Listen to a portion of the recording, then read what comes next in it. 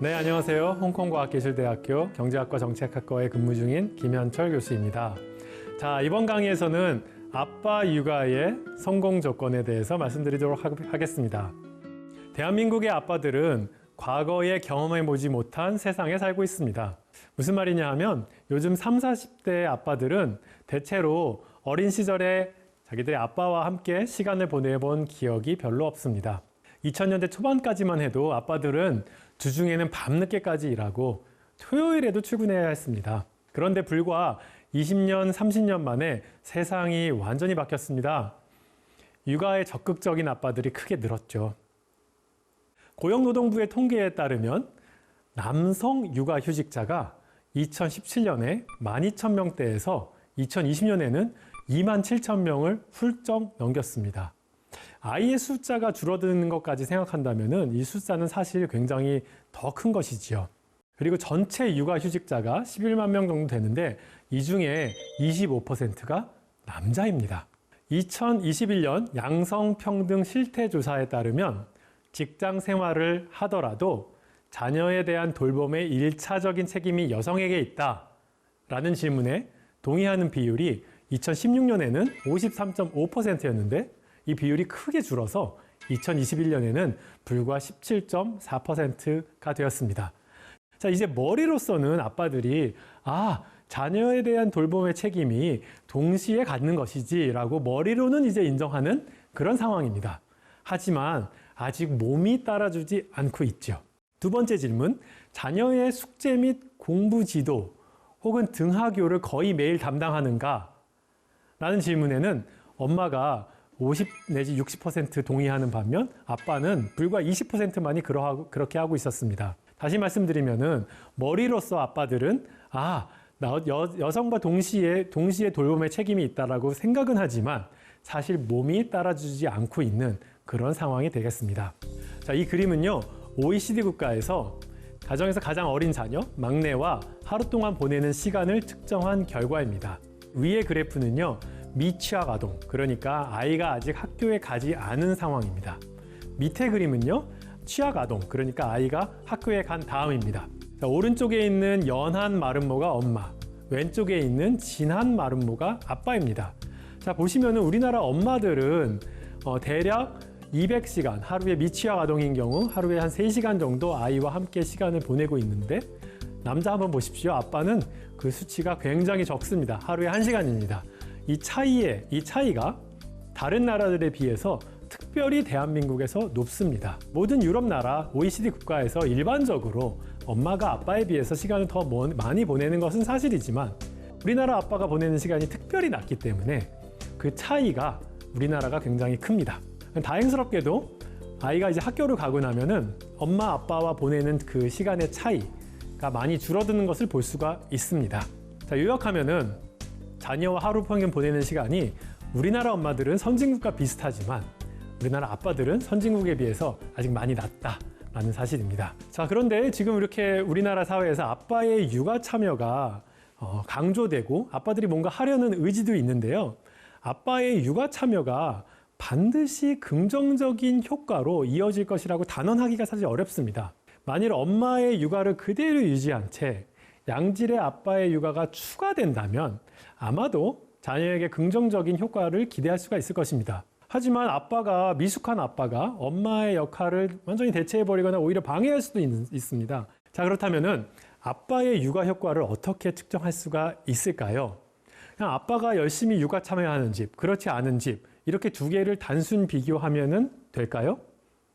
사실 그렇지가 않습니다. 왜 그러냐 하면 아빠가 육아 참여하는 그러한 집은 아빠뿐만 아니라 엄마도 다를 것이고, 물론 또 아빠의 학력도 다를 것이고, 아빠의 성격도 다를 것이고, 이 아빠의 육아 참여 이외에 다른 모든 조건들이 굉장히 차이가 납니다. 그래서 이렇게 단순 비교를 하게 되면은 진짜 아빠 육아의 효과를 측정하기가 어렵습니다. 자, 그래서 경제학자들이 또 나섰습니다. 어떤 상황이냐? 정책이 바뀌는 상황을 또 보게 되는 것입니다. 자, 첫 번째, 스웨덴 연구입니다. 대부분의 국가에서는 육아휴직이 대개 그 부모 중에 한 명만 사용하는 경우가 많습니다. 그리고 주로 아빠보다는 엄마가 많이 사용하죠. 근데 뭐 이것이 좀 문제다, 이것이 좀 사회적으로 꼭 이상적이지 않다 하여서 2012년에 1월 1일생부터 스웨덴에서는 아빠와 엄마가 동시에 육아휴직을 사용할 수 있게 되었습니다. 이거를 이제 더블 데이 리폼이라고 했는데요. 그러니까 엄마가 일반적으로 엄마가 육아휴직을 사용하고 있는 상태에서 이전에는 아빠가 딱 애가 태어난 지 10일만 육아휴직을 쓸 수가 있었는데, 이런 개혁이 있은 다음부터는 그 애가 태어난 지 1년 되는 시점 아무 때나 365일 사이에 40일을 아빠가 추가로 휴가를 쓸 수가 있게 되었습니다. 그 결과 아빠가 집에 있던 시간이 기존의 10일에서 2배가 되었습니다. 한 20일 정도가 증가했죠. 자, 이런 상황에서 무엇을 비교하느냐? 이 제도가 2012년 1월 1일생부터 적용이 되기 때문에 2012년 1월 1일생과 2011년 12월 30일생을 비교할 수가 있게 되는 겁니다. 그랬을 때 과연 엄마한테 미치는 영향이 어떤지 살펴보았습니다. 엄마가 입원을 할 확률이 12% 감소했습니다. 또 엄마가 항생제 처방을 받을 확률도 14% 감소했습니다. 엄마가 정신과 약을 처방받을 확률도 26%나 감소했지요. 어떻게 이런 일이 있을 수가 있을까요? 뭔가 생후 1년 사이에 많은 일들이 벌어지는데 엄마가 육아휴직했다고 그것이 다가 아닙니다. 뭔가 위급 상황에서 엄마가 아프거나 아이가 아픈 상황에서 아빠가 집에 즉시 달려올 수 있다면은 엄마가 병을 키우는 것을 막을 수가 있었던 것입니다. 이렇게 힘들고 불확실성이 높은 시기에서 아빠가 언제든지 집에 올 수 있다는 사실은 아마도 심리적으로도 많이 안정이 되었을 것입니다. 아쉽게도 이 연구에서는 아빠의 이런 육아 참여가 아이에게 미치는 영향은 자료 부족으로 보지 못했으나 적어도 엄마한테는 굉장히 긍정적인 역할을 주었다라는 사실을 알았습니다. 그럼에도 불구하고 스웨덴의 이 연구는 엄마가 이미 육아휴직을 사용하고 있다 할지라도 아빠가 추가적인 육아 참여가 가능하다면 상당히 긍정적인 효과를 낼 수 있다는 것을 시사합니다.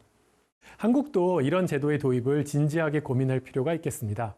자, 하지만 어떤 경우에는 아빠의 육아 참여가 오히려 엄마의 육아를 방해할 수도 있습니다.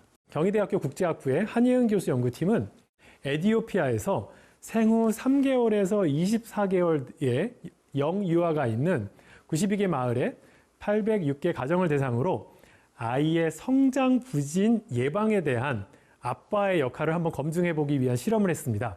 자, 아이의 성장 부진 예방을 위해서 크게 엄마 교육, 아빠 교육, 식품 바우처 공급하는 정책을 디자인했습니다.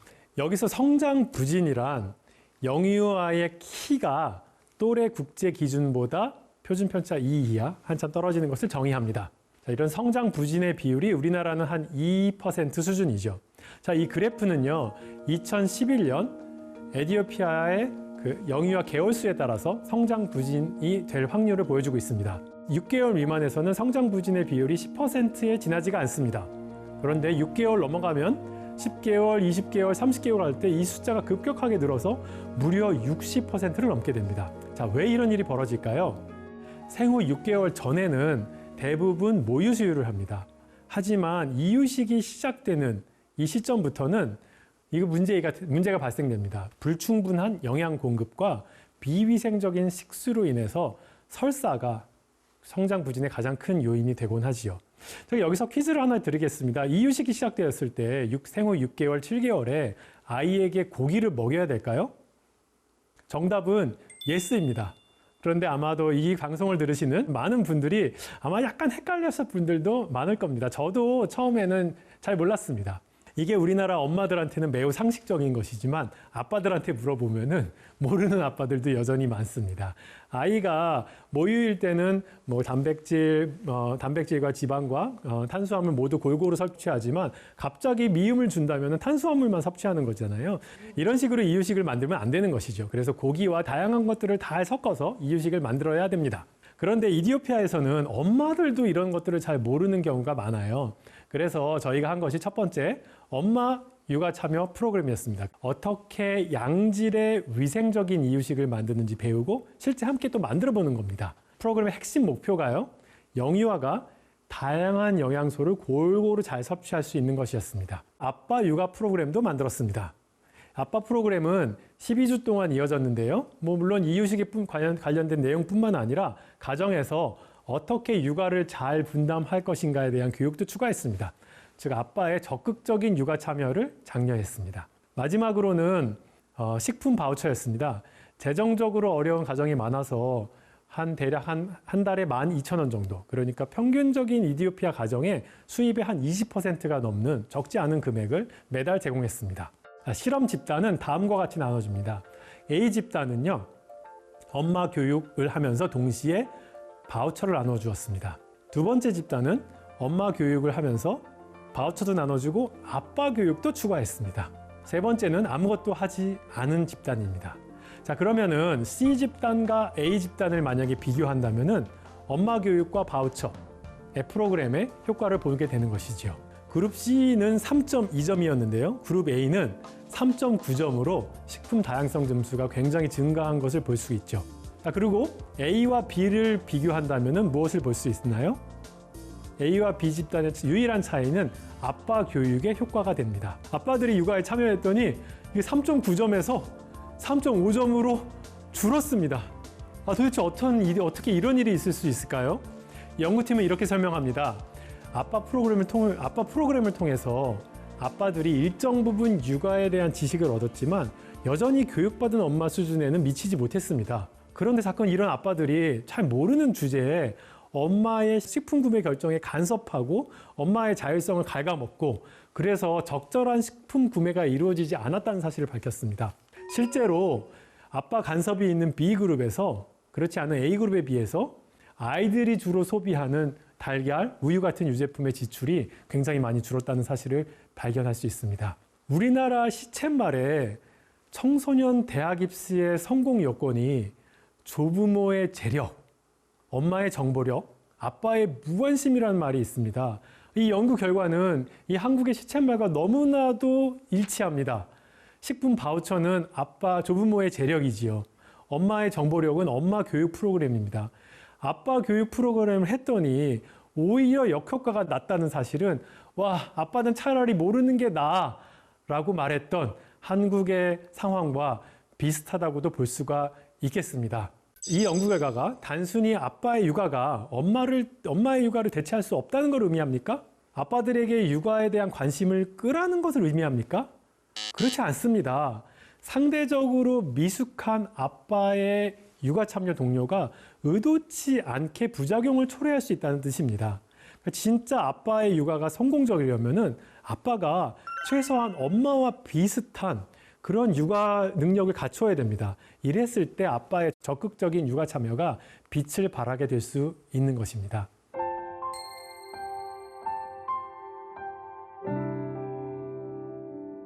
제가 크게 스웨덴의 연구 결과와 에티오피아 연구 결과를 말씀드렸습니다. 이 두 국가는 성역할, 성평등에 대한 사회문화적 인식과 태도가 굉장히 다릅니다. 한국의 상황은 스웨덴에 가까운가요? 아니면 에티오피아에 가까울까요? 우리나라도 남성의 육아 참여가 많이 늘었습니다. 육아휴직 사용률도 높아졌고 자녀와 함께 보내는 시간도 늘어나고 있죠.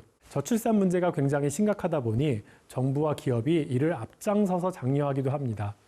굉장히 반가운 일이지요. 하지만 단순히 참여 자체만을 강조하는 수준에 그친다면 아까 제가 지금까지 말씀드린 대로 가정 안팎에서 이 육아를 둘러싼 갈등이 오히려 불거질 위험이 있습니다. 제가 잘하려는 우리 20대, 30대 아빠들을 다그치는 것 같아서 미안한 마음이 들지만 미숙한 아빠의 육아는 별 도움이 되지 않습니다. 하려면 제대로 해야 됩니다. 저는 첫째 아이를 미국 대학 재직 시절에 얻었습니다. 당시에 제가 미국 공공출산 준비교실 프로그램에 참가했는데요. 여기서는 부부 모두가 참여하는 게 너무도 상식적인 일이었습니다. 이곳에서 제가 출산 시에 아내를 어떻게 도울지, 영유아를 어떻게 돌봐야 될지 조금이나마 배울 수 있었습니다. 그럼에도 불구하고 제 육아 능력은 여전히 낮아서 실제로는 아내한테 큰 도움이 되지 못했습니다. 이때 배워서 뭔가를 할 수 있는 것이 아니라 어릴 때부터 성평등, 어릴 때부터의 많은 교육이 있었어야지만 이런 역할을 제대로 할 수 있었던 것이었을 것입니다. 한국에도 출산 육아 교실이 많습니다. 그런데 모집 안내문에 쓰인 참가 대상을 보면요. 그 임산부와 그 배우자가 아니라 그냥 임산부에 한정된 경우가 상당히 많습니다. 그래서 거기에 참여하는 사람들이 대부분 여성들이죠. 배우자를 참여할 수 있게 한다 할지라도 이 많은 프로그램들이 평일 낮 시간에 이루어집니다. 그럼 아빠가 참여할 수 있을까요? 거의 불가능한 상황이 됩니다. 그리고 엄마들은요. 출산과 육아 전후로 맘카페에 가입하거나 산후조리원 친구들과 또 이야기도 많이 하고 이러면서 미리 출산과 육아를 경험한 친구와 선후배 만나서 지식 전수하고 서로 도움이 됩니다. 그런데 아빠들한테는 이런 모임도 동지도 스승도 없습니다. 충분히 배우지 못한 채로 무작정 투입된 아빠들이 실전에서 우왕좌왕하는 겁니다. 그러다가 나 못하겠다 이러면서 육아 전선에서 뛰쳐나오는 경우가 많을 수밖에 없는 현실이 되겠습니다. 진정한 양성평등 사회로 나가려면 단순히 아빠의 육아 참여를 독려하는 데서 한 발 더 나가야 됩니다. 아빠의 실질적인 육아 능력을 기를 수 있도록 우리 사회가 그걸 인식하고 팔 걷어붙여 도와야 하겠습니다. 오늘 강의 여기까지입니다. 감사합니다.